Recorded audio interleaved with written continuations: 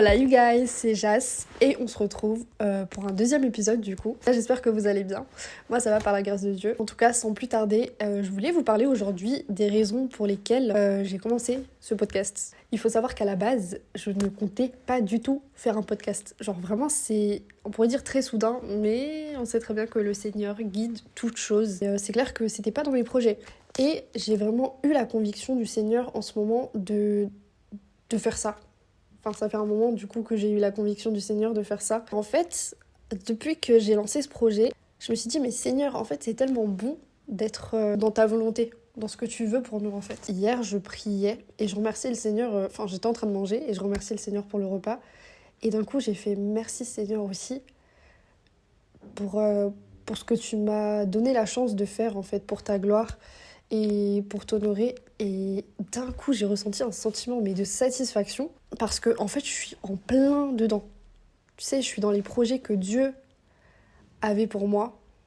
Enfin, les projets que Dieu a pour moi tout court. Et c'est une satisfaction mais de fou. Je n'ai jamais ressenti ça. Enfin, si, j'ai ressenti ça quand je me suis fait baptiser. Obviously, bien évidemment. Mais je sais pas, c'est un autre type de satisfaction. Et ça me prouve encore une fois qu'il y a tellement de dimensions spirituelles et il y a une telle avancée que tu peux avoir avec Dieu et c'est fou. Parce que je regarde à quand j'ai donné ma vie à Jésus, et ben il y avait plein de trucs que j'avais pas encore changé dans ma vie, il y avait plein de notions que j'avais pas. J'étais pas encore la personne que je suis actuellement. C'était une autre Jas. J'étais un bébé en Christ, quoi. Et quand je vois mon avancée, je suis vraiment fière de ce que le Seigneur a pu faire dans ma vie. Je suis fière du fait d'être encore là, en fait. Je suis vraiment dans une période de reconnaissance et de satisfaction parce que je suis rentrée dans les plans de Dieu et pas dans les miens. Parce que Dieu seul sait que j'avais des plans pour ma vie et ils étaient chaotiques. Et je pense que si j'avais écouté ma propre voix et non pas celle de Dieu, j'aurais fait d'énormes bêtises et j'aurais regretté de ne pas avoir écouté le Seigneur plus tôt. Il y a plein de fois, t'es dans certaines situations et le Seigneur il va te laisser. Il va te laisser faire tes erreurs une fois, deux fois et quand t'auras pas compris, une troisième fois. Mais le jour où tu vas te décider d'arrêter d'écouter, du coup on revient sur l'épisode précédent, ta chair et toi-même, bah c'est là où tu pourras réaliser que Dieu est en train de te parler et que du coup il y a trop de distractions autour de toi et que t'es tellement focalisé sur toi, t'es tellement égoïste, au final, on l'est tous. Enfin, ne vous méprenez pas, on l'est tous. T'es tellement dans ton truc que t'en oublies la voix de Dieu et t'oublies que Dieu il peut te parler à travers tellement de choses. Vous savez, ce projet que j'ai lancé de faire la chaîne YouTube, de faire le podcast, d'ailleurs, pour ceux qui sont sur Apple Music, je ne vous oublie pas. Je le ferai aussi sur Apple Music, mais pour l'instant, je le mets sur Spotify et sur YouTube. C'est déjà pas mal, s'il vous plaît, ne me mettez pas la pression. Du coup, le fait de faire tous ces projets, de faire toutes ces choses, déjà à la base, dès les débuts, quand le Seigneur il m'a vraiment touchée et que j'ai donné ma vie à Jésus, quand il m'a donné cette conviction-là de faire des vidéos en parlant de lui, j'étais en mode Seigneur, je sais pas où tu veux m'amener, c'est pas ma zone de confort que j'aime bien, mais du coup, justement, il voulait me sortir de cette zone de confort. Le Seigneur, il veut te sortir d'une situation pour t'amener dans une autre situation qui sera bien meilleure que celle dans laquelle tu es actuellement. Et crois-moi que c'est réel. C'est réel. C'est attesté, éprouvé. J'aimerais vraiment vous encourager, vous qui êtes peut-être dans une période où vous n'avez pas l'impression que ça avance, vous avez l'impression de voir tout le monde réaliser des projets différents, que vous n'avez rien fait de votre vie. C'est faux. C'est faux, parce que l'endroit où tu te trouves actuellement, c'est l'endroit même où le Seigneur veut que tu sois. Je sais que c'est dur, parce que je sais qu'il y a certaines personnes qui ont des jobs, mais de caca, clairement, des jobs qu'ils détestent. Ils y vont parce que c'est un job qui est clairement alimentaire. Je sais que c'est dur pour l'instant, mais sache que le Seigneur, il a un but précis pour toi à travers cette situation. Parce que souvent, le Seigneur, il va utiliser des personnes et des situations différentes. Peut-être que, je sais pas, il y en a qui travaillent au McDo, et peut-être que le Seigneur, il veut vous apprendre la patience, parce que vous n'êtes pas quelqu'un de patient. Peut-être qu'il y en a d'autres, c'est la colère. Il veut que vous travailliez sur votre patience par rapport à vos problèmes de colère. Mais dans tous les cas, le Seigneur, il va toujours t'apprendre quelque chose. Peu importe la période où tu te trouves, le Seigneur va agir en temps voulu. Parce que ton temps à toi n'est pas le temps de Dieu. Mon temps à moi n'est pas celui de Dieu.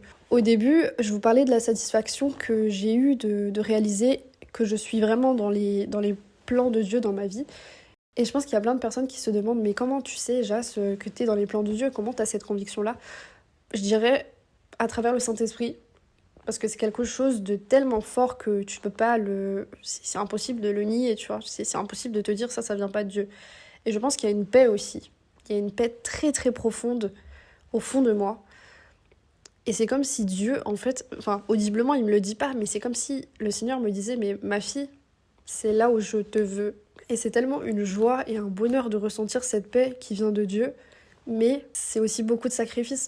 En fait, souvent, vous voyez des gens sur les réseaux, vous voyez qu'ils ont plein de trucs, mais vous savez pas tout le travail derrière.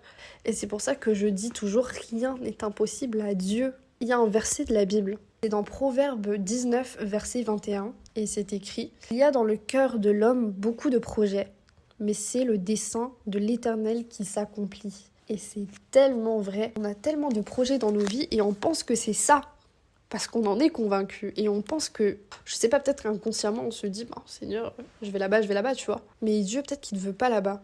Peut-être que Dieu, il te veut de l'autre côté. Peut-être que Dieu, il veut pas que tu restes dans cette ville. Peut-être qu'il veut que tu changes de ville. La vie d'un chrétien, c'est clairement un combat au quotidien. Mais c'est vraiment un combat. Constamment, tu vas te battre contre ta chair.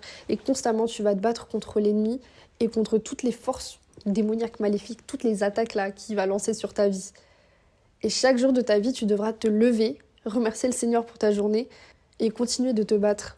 C'est pas à Dieu de te prouver, même s'il le fait chaque jour, et ça c'est une grâce, ça c'est la grâce. Mais c'est pas à Dieu de te prouver chaque jour qu'il te doit cette reconnaissance. C'est à toi de le faire. Parce que Dieu, qu'est-ce qu'il fait pas dans ta vie ? Je pense que on prend trop Dieu pour acquis. Rien que le fait que tu t'es levé ce matin, c'est une grâce. Et il faut pas minimiser ça.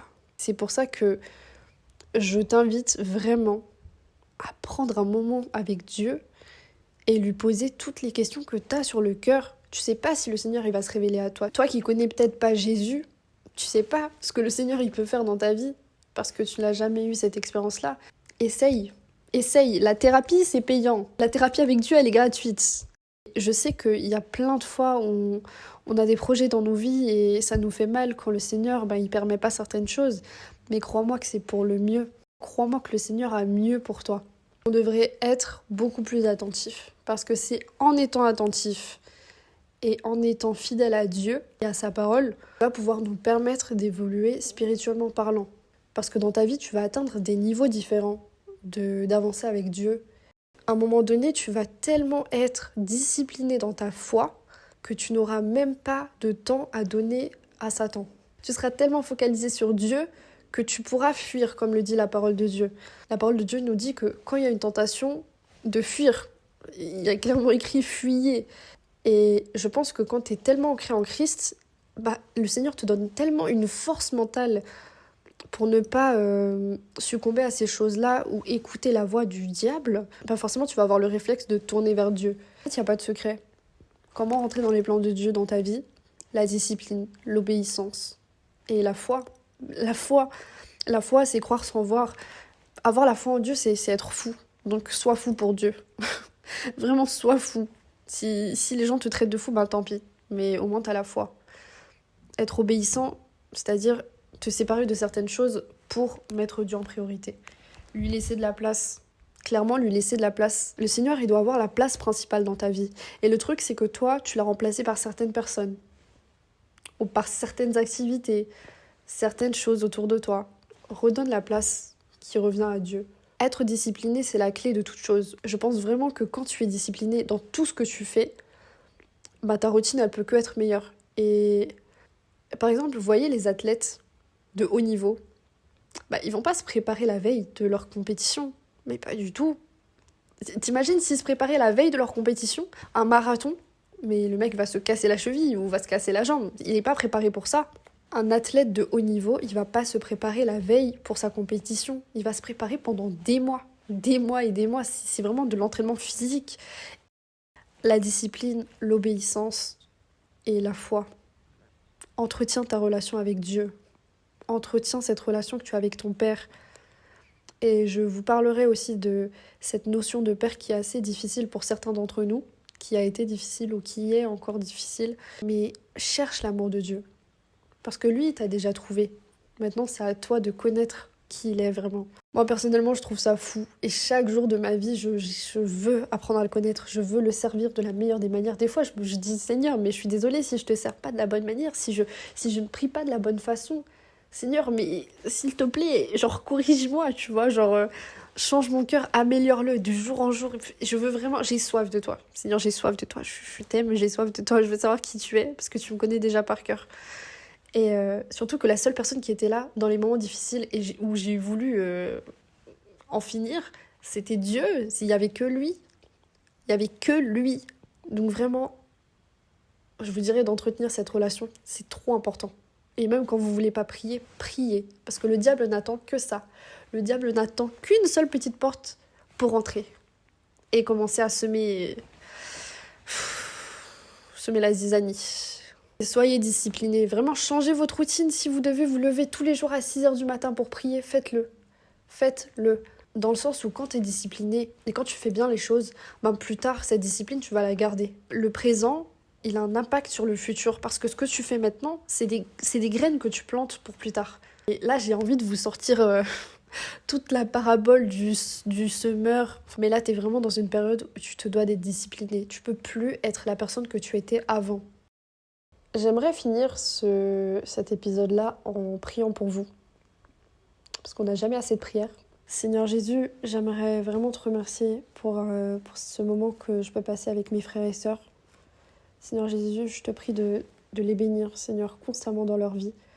Seigneur Jésus, que tu puisses pourvoir dans leurs besoins. Papa, que tu puisses vraiment venir les toucher. Seigneur, utilise-nous comme instrument autour de nous, Seigneur. Vraiment que tu puisses moi-même, Seigneur, m'utiliser pour leur parler, Seigneur, pour leur apporter un peu de ta sagesse, Seigneur, et de ton amour à toi, Seigneur, qu'on puisse être amour, Seigneur, qu'on puisse te refléter, Seigneur, que les gens puissent ressentir cette paix qui vient de toi. Seigneur, on ne veut pas être des chrétiens qui sont tièdes, que tu puisses vraiment avoir accès à tous ces endroits dans nos vies.